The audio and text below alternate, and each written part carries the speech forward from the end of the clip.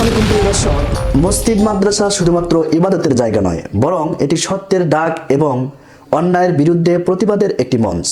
এখানে থেকেই ইসলামের আলো ছড়িয়ে সমাজকে সঠিক পথে পরিচালিত করা হয়। কিন্তু সাম্প্রদায়িক সময়ে বিভিন্ন অনাকাঙ্ক্ষিত ঘটনা একের পর এক ঘটেই যাচ্ছে। কুষ্টিয়ার কুমারখালীর সন্ধ্যা নামক এক গ্রামে মসজিদের বাইতুল হামদ মসজিদের খতিব সাহেব বিগত জুমা ইসলাম এবং বিশ্ব রাজনীতি এবং সেই সাথে ইসকন সম্পর্কে আলোচনা করতেছিলেন।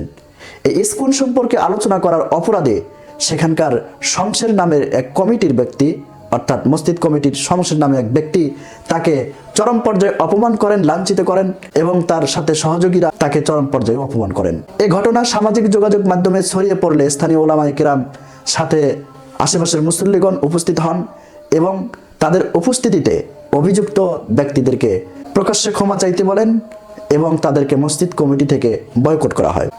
এদিকে মানিকগঞ্জের কৃষ্ণপুর উপজেলার তানজিমুল উলুম মাদ্রাসার এক মাহফিলে এক বক্তা ইসকন সম্পর্কে আলোচনা করতেছিলেন।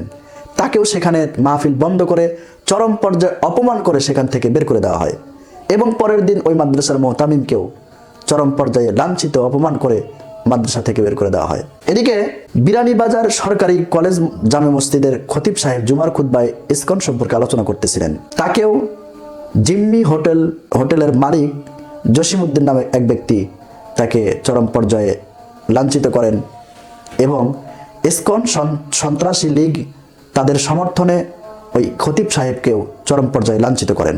প্রিয় দর্শক, এসব ঘটনাগুলো মসজিদ মাদ্রাসাতেই সীমাবদ্ধ নয়, বরং এটি একটি স্বাধীন দেশে স্বাধীন মানুষের মত প্রকাশের উপর বাধা সৃষ্টি করা। এজন্য আমাদের উচিত হলো ইমাম সাহেব প্রত্যেক অঞ্চলের মহল্লার মুসল্লিদেরকে ইমাম সাহেব খতিব সাহেব যেন কোনো ক্রমেই কোনো প্রকারের নিপীড়ন নির্যাতনের শিকার না হয়, এজন্য মুসল্লিদেরকে এবং স্থানীয় প্রশাসনকে এ বিষয়ে গুরুত্বপূর্ণ দৃষ্টান্তমূলক পদক্ষেপ গ্রহণ করা দরকার।